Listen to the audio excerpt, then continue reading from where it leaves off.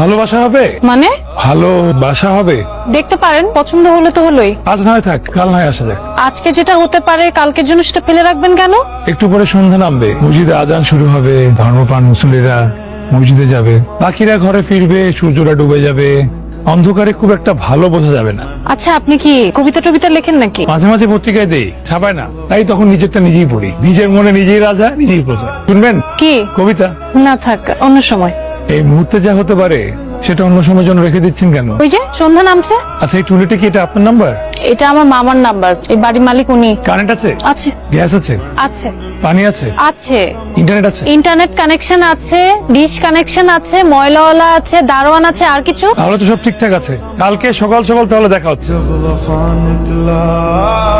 কাকে চাচ্ছিলেন? জি, গতকালকে বাসা ভাড়ার ব্যাপারে কথা বলে গেছিলাম। ওই আমাকে তো কেউ এরকম কোনো কিছু বলেনি। গতকাল বললাম, আজ সকাল সকাল চলে আসলাম। আপনি আজকে আসবেন এরকম কোনো কিছু গতকালকে তোকে বলে গেছিলেন? জি তুই আমাকে বললি না কেন? না, উনি বলেছিলেন আসবেন, কিন্তু আচ্ছা ঠিক আছে, আপনি উপরে যান, আমি বাজার থেকে ফিরে বাকি আলাপ করছি। চলেন।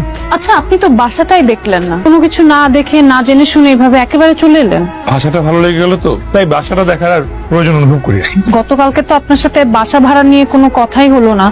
ভাড়া কত, এখানকার নিয়ম কানুন কি, কোনো কিছুই তো আপনি জানেন না। একবার যখন চলে আসছি সবকিছু জেনে নিব। আজকে জানবো, আজকে না হলে আগামীকাল জানবো। একটা দূরই হবে, রুমটার মাপ নেওয়া দরকার। আচ্ছা, আপনার ফ্যামিলি মেম্বার কতজন? একজন, কোনো ঝুট ঝামেলা নাই।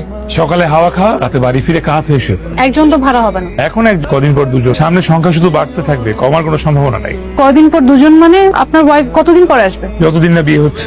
মানে আপনি কি তাহলে ব্যাচেলার? ব্যাচেলর হয়ে ঢুকেছি, কিন্তু খুব বেশি দিন ব্যাচেলর থাকতে হবে না আমার ধারণা। খুব দ্রুত একটা ব্যবস্থা করে ফেলবো আমি নিশ্চিত। আপনি শুধু শুধু এত কষ্ট করছেন। আমার ধারণা মামা আপনাকে বাসা ভাড়া দিবে না। ধারণা দিয়ে তো জগৎ সংসার চলে না, জগৎ চলে ডকুমেন্টস দিয়ে। আপনার বাসা ভাড়ার কোথাও উল্লেখ ছিল না যে ব্যাচেলর ভাড়া দেওয়া হবে। আপনি ভাড়া অন্যান্য সবকিছু সম্পর্কে মামার সাথে স্পষ্ট কথা বলে নেন, দোতলায় আছে।